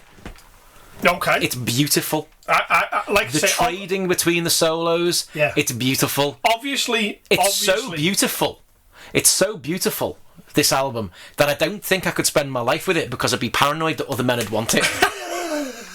We're probably hanging up too much on the wife aspect of that. But seriously, if you're thinking it in that way, let's walk it through it. It has one of the greatest openings in metal, in music history on this album. Opening up Holy Wars, The Punishment Due, is a bold, massive, music-defining moment for it. That's a huge song, 6.5 minutes long. And it was a hit. It was a big hit. And this is about Northern Ireland and stuff, I believe. So it's a controversial political song. It has all of the guitar playing. Ridiculously valid now.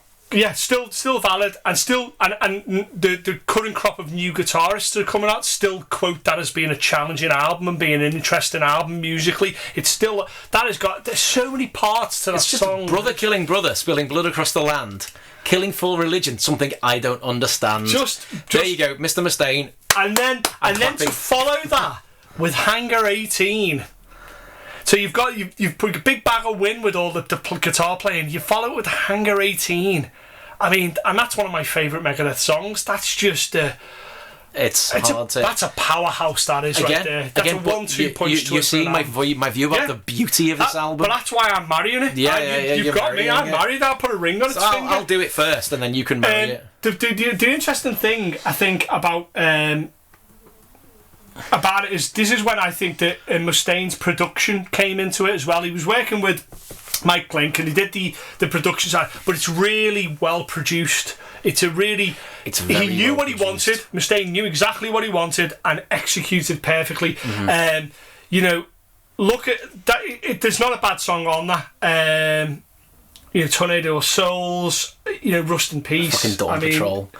I don't want to break down the songs because I would talk for hours. Yeah, and I think as well. Think of the iconic album cover. That's an iconic album cover. That's meta metal. That album cover with Vic on the cover of that in the suit. It's actually the perfect answer to Peace Cells. Yeah, it's like the yin to its yang almost. It's the perfect answer to Peace Cells, but therein lies why. Peace Cells. So why aren't you marrying it? I'm not marrying it. Is it because the other album's that good? Because Peace Cells to me is that good, and it's the darker side of Mustaine. Okay, what? It's Mustaine. Peace Cells is fucking darker than Rust in Peace. Okay. I don't think that's arguable. We will obviously arc back around to this, I think. But by the way, it would be the most glorious fuck. I don't know. There'd be a lot of ginger hair everywhere. That'd be a problem for me. Says the man with bits of ginger in his beard. I'm grey as well. Yes. Yeah, same here. Yeah. Okay. So, for me, the fuck, and I've given this quite a bit of thought and a lot of listening, is the newest album, 2016's Dystopia.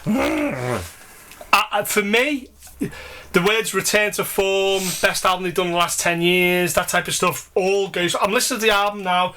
It is absolutely superb. It's back to the days of them kind of almost backs against the wall. Him having to write from his heart, from what he believes, all those kind of things. You get everything like all the political side of it, all the kind of internal conflict, the psychological stuff he used to talk about.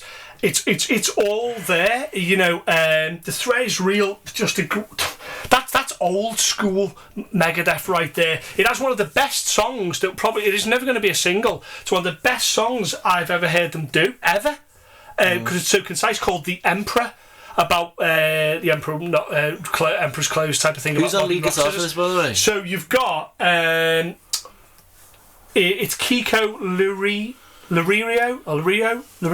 Kiko Lurio, I believe it is. He's the other lead guitarist, and he's got that kind of almost flamenco Spanish type of thing going on as well. Which really works in a kind of Friedman way. That's what, yeah. You know, so you know, you had Chris Adler on drums, so that's covered. End of story. That's your modern drum and totally covered. And the classic Daves, Mustaine and Elfson. I don't think Megadeth works without Dave and Dave. It doesn't. We know that it doesn't. So for me, it's not perfect. I'm not going to say it's a perfect album, but you know what? It's a great album.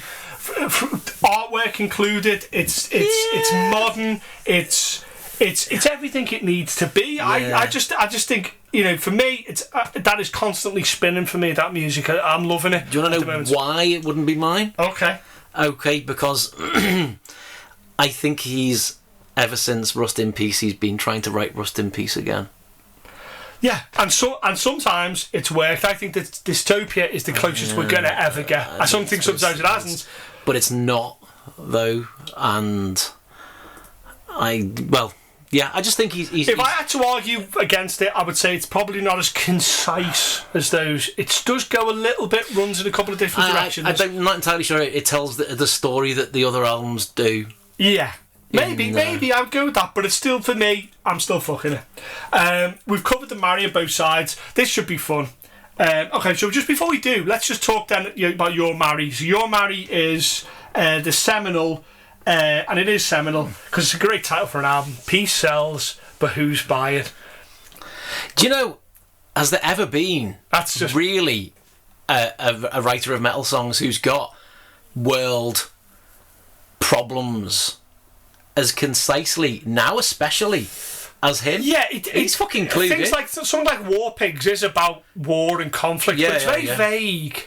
You know, even Iron Man allegedly about Stalinism, stuff like that, like, is still vague. Yeah, but it's like, up to interpretation. Yeah. This isn't. This is like, I'm singing about this. Yeah, no, I think it's it has been. Yeah, it's Rust in Peace, but the voice is. I'm looking at the track listing now, and I remember listening back to it as part of it. And I'm thinking, you open an album with "Wake Up Dead." Yeah, it's not that strong though, really. So "Wake Up Dead." "Wake Up Dead" is a great song, and I'm not taking that away. "Wake Up Dead." The Conjuring is. I don't think that's made it into their set recently. That's not a. It's not a long song. It might not make it into their set, but it's fucking amazing. I don't know if it's amazing. It's a. Peace sells. You have no. That makes into their top 3 songs at least. It makes it into their top 2 songs. Beyond question. Devil's Island. It's well played. It's got that crazy thing going on, but yeah. I don't know. Good Morning Black Friday. Good Morning Black Friday. Now stop that right now. Stop that. Put it down. He's already dead. Yeah. Stop that right now. Good Morning Black Friday is a fucking dark masterpiece. Bad Omen. I can't. It's not for me. Is it not for you? Not for me. You're coming up to the one track where you're going to give me shit, but not every marriage is a completely uphill fucking. I tell you what's interesting. It's 36 minutes isn't so long. That album. No, it's a short album. That's concise as all hell, that though. Do you know what that album is? That's punk. 36 minutes is a punk style. Is that what album. it is? Is this the last album they shrugged off before they went all the way metal? And are those punk strains the reason that they were an interesting alternative to Metallica, an interesting alternative to some of the more straight up metal, Slayer, for example, that would go around? Is that what they lost when they went bad? We'll get them. I think so far so good. I think that was the transition. Yeah, and obviously after many years, after he cleaned up. Yeah, I think as time went on. As time went on, I think we're right in saying they lost their edge. I think that the punk gave them that edge, and I will concede this. It was the punk edge. I will concede that Peace Sells, is probably the last time they fully embraced their punk things that they like, their punk influences fully. And then when he did that. It's like punk and metal making like two fists. Yeah. And the fucking explosion when those two fists hit. Like Rocky, yeah. In some kind of Rocky montage. Yeah, I get it. Ding, ding, you know. Okay, so let's get on to probably the bit that everybody seems to like about this segment, is the bit where we just fucking destroy an album that we think is bad. So, your kill, which is the album you want to take off the face of the planet, we never want Megadeth to play anything off it again, is... Euthanasia. Fucking hell. I did not expect that. And I was ready for anything. You didn't expect that because I always say the early albums. Okay, so it was 1994. You were going to expect me to say. Well, hold on. Let's go with this. Okay, so 2 or 3 songs stand out as being. I think they're still in the set now. Euthanasia, A Tout Le Monde, and Train of Consequences. I like that song. Like, why not? Right. It seemed to me... Their worst album? I fucking hate it. Oh, sweet Jesus, I think that's tough. A Tout Le Monde. Right. It just reminds me of Billy Idol singing Les Yeux Sans Visage for Eyes Without a Face.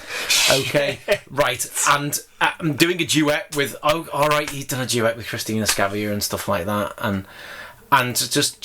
Is it too... Do you know, it seemed wet to me. Is Euthanasia's problem the problem is that it follows on from Countdown to Extinction? Damn right. And Countdown to Extinction was so fucking close to being either my... Is Euthanasia the heavily stylised cousin of Countdown to Extinction, where Countdown to Extinction goes to a party and goes, it's okay, Euthanasia's turning up in a minute, we'll have a great laugh, and he turns in, he's got the worst fucking fashion sense in the world, he's just done himself whatever the current trend is, and Countdown to Extinction is just fucking embarrassed, and they're just like, oh, Countdown to Extinction is the guy who wears black jeans, not too tight.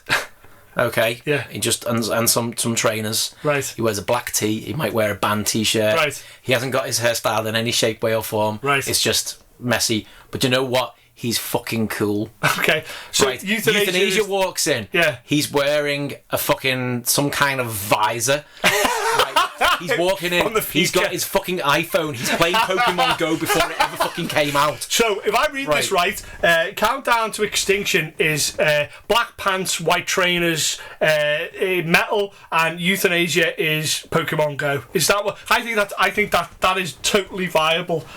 We have already fucking upsets me that it's on the discography in a very awful way about 3 or 4 times. There will be no more references to that off either party. That much I can guarantee. But it's so valid. Okay.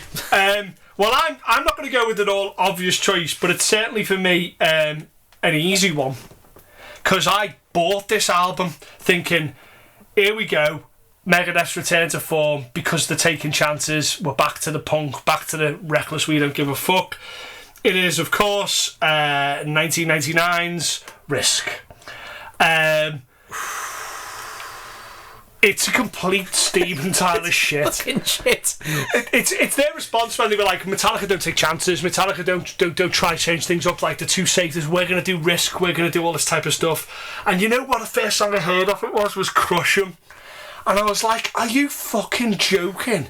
I think it was the soundtrack to what's it called? I'm fucking totally tortured now. I'll have to look it up. But it's Universal Soldier. I think they used it. It's like Universal Soldier 9 or something. Do you know why I think it's so shit? Go on. It's his I'm fucking leaving you capital. Oh, do you reckon? Do you reckon he did it deliberately? You know, it's some kind of protest he made this fucking god-awful album. It's the band's last album to be released on Capitol Records.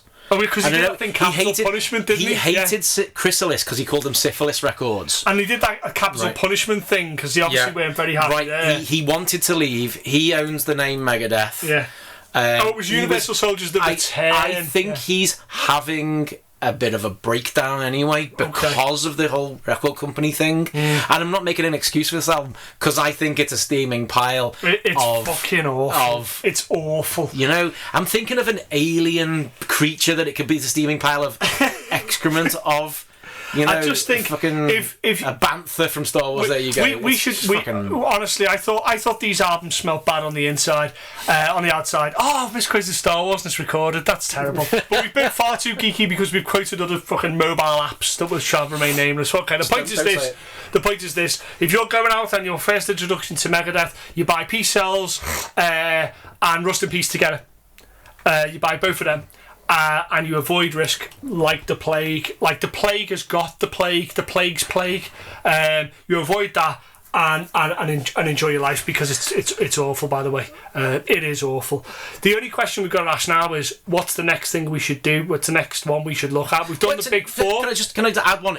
Alright, you're going to get into Megadeth. Do you know what? Don't just buy 2 fucking albums. Okay. Buy Countdown to Extinction. Yes. Buy Rust in Peace. Yes. Buy Killing of My Business. Yes. Cryptic Writings isn't actually that bad. It's not that good though either, but go on. Peace Cells, So Far So Good So What. Yes. Cryptic Writings would be the last one. If you haven't got much money left, if you got a couple of quid left, fine. Yeah. So you need So Far So Good So What, Peace Cells, Killing Is My Business, Rust in Peace, Countdown to Extinction.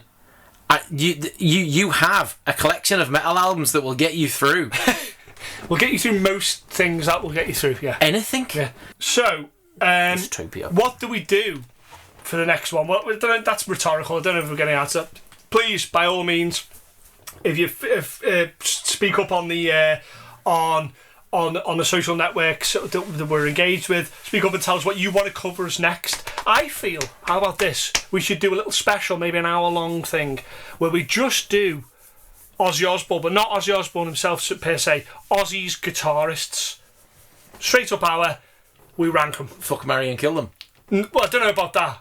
But yeah, okay, I do know about that. We'll do a special with just that, where we do, and I mean, every single guitarist he's ever worked with under the Ozzy Osbourne banner. So that includes Tony. Does that include Tony? It includes Tony. Do you know what? It includes Vi. Vi's wrote with him. Fucking includes Lemmy. Lemmy's done stuff with him as well. We have a look at the guitarists and we'll make an exception for Lemmy because he's God. So we'll do a special with that. But if you can think of anybody we should cover, please suggest it, and we'll get right to that. Like, thank you.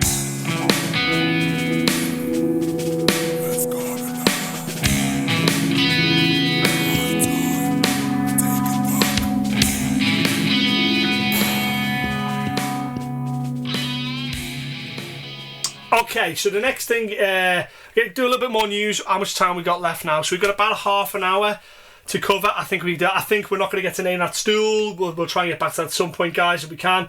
Okay, so once again, the endless sort of debate, the endless sort of rumour is that, you know, potentially that Pantera are going to reform. Obviously, without Dimebag, God rest his soul. And the question has always been, obviously, the drummer will always be Vinny. Rex will always be on bass. Phil will always sing, maybe. I mean, we've had the controversy with him, but generally speaking, Phil will always sing. Sorry, can he sing anymore? Phil will be frontman. Phil will be in the photos. But Dimebag isn't around, obviously. Who fills in that slot? And the widely vaulted opinion is that Zakk Wylde should do the job. Now, 2 questions arise from this. 1, should Pantera reform? And 2, should Zakk take the job? I suppose 3 is, if he doesn't take the job and we agree that they should get back together, who does? So, number 1, should Pantera get back together? You want my answer? Give it to me. There's nothing I'd love more than Pantera getting back together, but I absolutely don't think they should reform. I agree. I think selfishly, yes, I do want to see them play again. I want to go and see them and hear all the songs that I love. Pantera should do I saw them. Really? Well, it's going to be tough. I don't know what to kill them, that one. But okay, let's not get into that.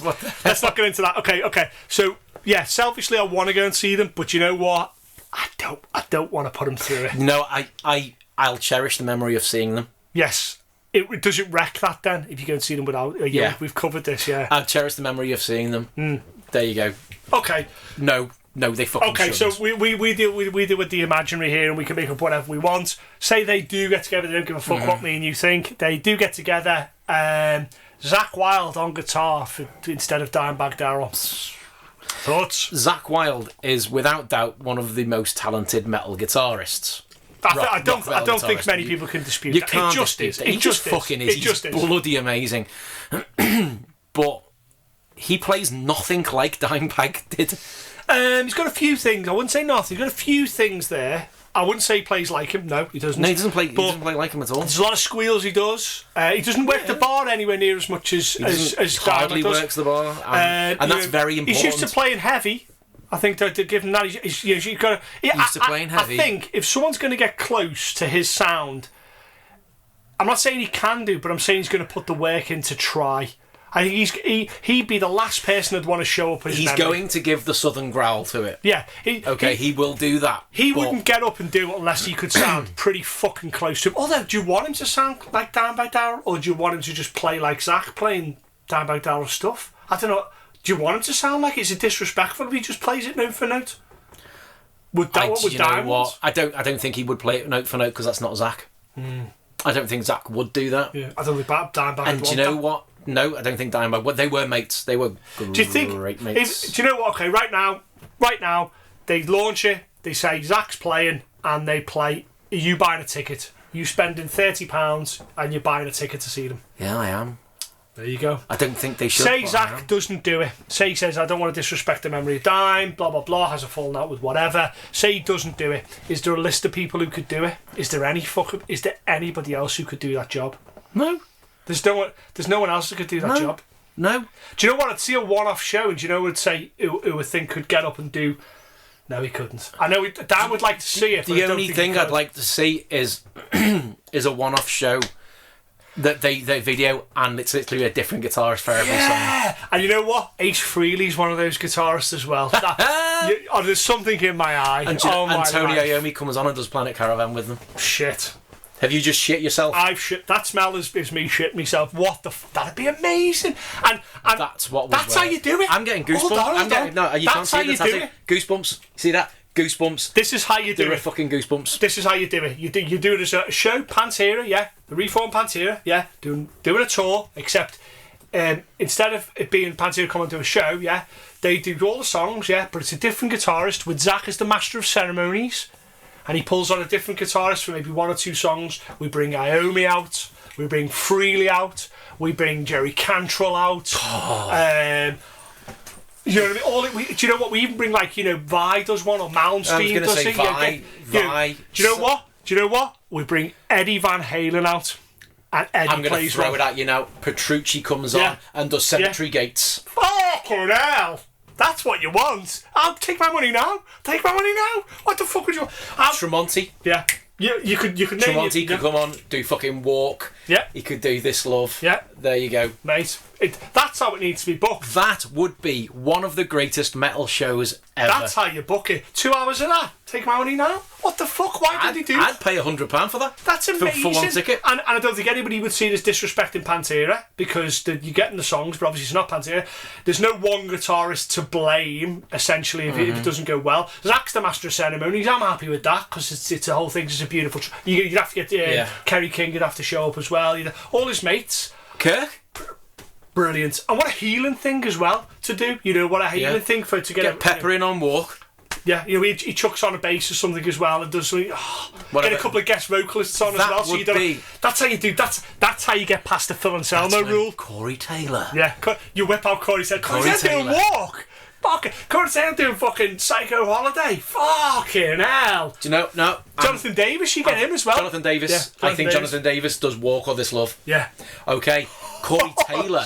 Corey Taylor should play with Petrucci on Cemetery Gates. That's going to sound because if there's someone can do it, collapsing on you. Halford. Rod Halford comes in and does a song. Yeah, Tipton. You've got to get Tipton as well, and we'll bring Downey out as well. We'll get him, mate. The problem with this is there's too many people. You could only do it as a one-off. Yeah, but there's a lot of Pantera songs. Yeah. No, just that's a fucking tour bus from hell. That is, by the way, mate. That's fucking a lot of people. Scotty, and you'd get out there as well. But that's how you book it. That's how you do it. You do it as Pantera. How many years has it been since Dimebag passed? Are we up to an anniversary of... So can I just say too many? It's been too many. It was too many the minute it happened. Okay, there you go. Pick an anniversary, maybe do it for that. And I think it'd only work as a one-off show. The tour's a dream, but it'd work as a one-off show. You do a tour where it's not a tour so much. You do like New York, LA, London, Berlin. It's crazy places you do, but dot of Australia. Do all over. Surely because he was so loved that people would want to do it. He was he was loved, beloved. We adored him. There's not one person. Adore him. There's not one person on that list who would say no to that. I don't give a fuck what they were doing. There's not one person on that list who would say no. There's no one who'd say no. There just isn't. One of the stories I like about Dimebag is that when he passed away, obviously he was buried in a Kiss t-shirt, but he was also buried. Eddie donated the guitar that you see, the black and yellow striped one, that you see on the back of Van Halen 2, the real one. Buried him with that. Now I just love that gesture. Because they all knew he was so important. He was, yeah. He could have been there. Well, he was the Eddie Van Halen of metal. He still is the greatest metal guitarist who's ever lived. It's going to be difficult to see that being surpassed. I don't see him being surpassed. Because, do you know what? He played amazingly, and he lost his shit every night on stage. Yeah. And he was probably pissed. And he was stoned. He was one of those guys, 2 notes, I know who he is. I know he's playing. I know he's playing right the fuck now. It's one of the most definitive voice. Didn't have the most perfect tone. No, some people found it a little difficult. Yeah. But you know what? No one could ever accuse him of not sounding like him. I've heard people have a really good go at trying to sound like him. There was only one Dimebag, God bless him. There was only one. More sort of sad news, and I'll try and end on a more of an upbeat note if I can. But recent news that Joe Perry suffered some kind of cardiac heart problem and on stage, and had to be rushed to a medical facility. Like a TIA, a small stroke. Yeah, and I believe he's doing okay now, and as they say, a stable condition. But we just want to say here at the Metal Show that I consider Aerosmith metal. I don't consider. I know the rock and roll. They were the very starts of metal. But if it wasn't for them, we wouldn't have metal. It's as simple as that. And Perry, one of the best guitar players of all time, songwriters as well. And we wouldn't have him. We wouldn't have Pantera. We wouldn't have these people. We wouldn't have all that type of stuff. We just wouldn't have had it. Wishing you a speedy recovery, Joe. There's no way you'd ever come on our show, but you know what? I hope that we have the opportunity to have you on the show. The world still needs Joe Perry. Yeah, I still want to hear some more. I want to hear some more of his playing because God love him, he's just a great player.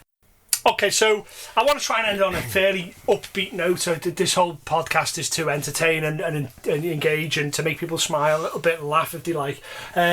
Steven Adler comes back and plays a couple of songs with G&R. Brilliant. That's a great thing. Brilliant. And he played them really fucking well. I've seen the footage. I haven't heard it properly. I've listened to it. And apparently, he wouldn't allow him to get up if he couldn't do the job. Like, what a fascinating story that man has had. Has Axl turned around and changed? You think that the Axl we had in the 90s, late 90s to early 2000, which for want of a better word, a massive dickhead. Yeah. You think he's gone hang around with AC/DC and seeing what it's like to play in big front of big crowds again, and realising the validity of his material, realising that how people thought about him, that he's a beloved character, that his actual social commentary and his outlook on life is wanton, and it is something that people want to request to hear, and the fact that living with all these people and musicians that he once grew up with, like Slash, has rekindled his love for what was classic material, and that classic material should be shared with the world, and it's a way of building bridges and ultimately polarising what you want to do with your entire life. Yeah. All right. But I think it's his story, not Axl's story. When the story finally finishes and gets told in full, Steven Adler had it all and truly lost it all. Duff had nearly faced death and addiction, and some would say he faced it all. But I think out of all the members of the band, Adler's got to have come the closest to being wiped out of history and wiped off the map. He's got to have come. He had a pretty major stroke. And to see him not only come back and regain his health, to actually come up and play, and as you say, play well. He played really well. What a fantastic story. And he looked like a motherfucking Cheshire cat with the grin on his face while he was playing. Yeah. And one thing that some people. What songs did he play? I didn't know the list of songs. Did he play? Oh, holy hell! Big songs. Okay, well we can fit. They're very big songs. Are they big songs? Like you didn't play Paradise City, Sweet Child of Mine? No. They didn't play them. Okay, so it was all Appetite songs, obviously. Yeah, obviously. And they're all great songs, and they're all big. So they're not easy drumming songs. Like Beyond Stretch of the Imagination. Did he do that? I wonder if there's a realm of possibility where they said to him, "If you get this right, we'll talk about opening the door and letting you walk through." Or do you think it was a one-off? If he's done a good job, right, and therefore can drum for Guns N' Roses, proves he's sober, proves he's healthy, and committed to doing it and able to do it, does that mean that he's good to go? He can start touring with them? Do you think it was a practice for him? Do you think it was like see what you can do? If you're a good boy and you don't fuck it up, we'll give you some more? Yeah. Well, it could happen.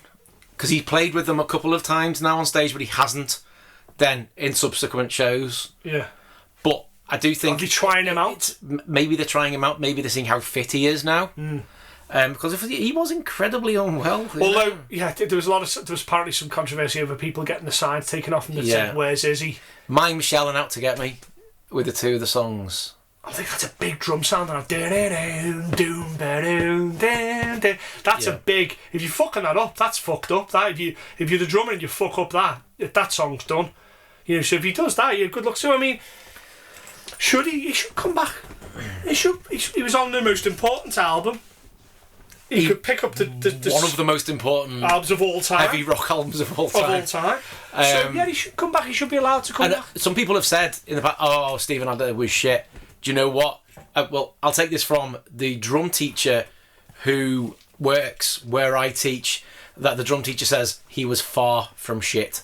He was a fantastic drummer, and there's bits on that which are not easy to do. He was a very talented drummer. I get the masses of power. I get the feeling you couldn't have been in Guns N' Roses for Appetite if you weren't fucking good. Every single member in that band on that album turns up, and I don't just mean turns up and gets by. Turns up and plays, from bass playing to guitar playing to singing to every single part. They of turn that up album. and play an album that turns the music world.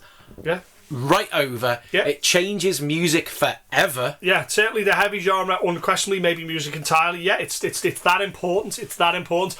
So for me, and what we'll do is we'll try and wrap this up now, guys, because we're approaching nearly 2 hours again. And I think, you know what? I hope he does come back, and I really do. And I hope I don't think he ever will. And I hope he does. And let's hope Axel is. Axel's He's happy sat on his porch playing the blues. He's done what he needs to do. I think Axel maybe is reflecting on his life and subsequently going, you know what? I can do some stuff here, I can make some people happy, and I'm not that guy. I know someone who's actually not working, but been around him at this point in his life, and they told me that forget all the stuff that you've heard about him. He's actually a good guy. And it's someone I trust, it's someone's opinion I trust. So I've got a feeling that maybe, I think he is starting to figure out what he's meant to be doing. Maybe a little late for him in life, but he is figuring out what he wants to do. And that's metal.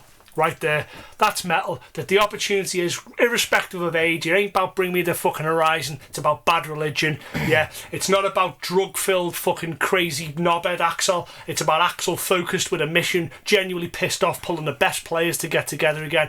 It ain't about fucking risk. It's about fucking peace sells and rust and peace, and turning up and writing about things that matter in socially powerful ways that change people's lives, creating great albums. That's metal. That's life. That's when the best music happens, when the world is shit. So, do you know what? We can have some fucking great albums then, can't we, please? Cool. So that's more than enough a good way of ending.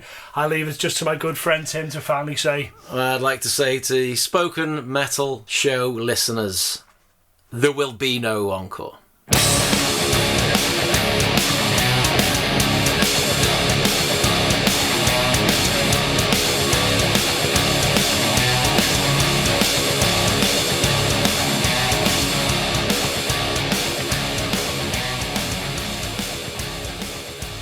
Hey everybody, it's Coop. Thanks for listening to the Spoken Metal Show, and just so you know, you can get in touch with us on the social network channels, which are Facebook at the Spoken Metal Show and on Twitter at the Spoken Metal 1.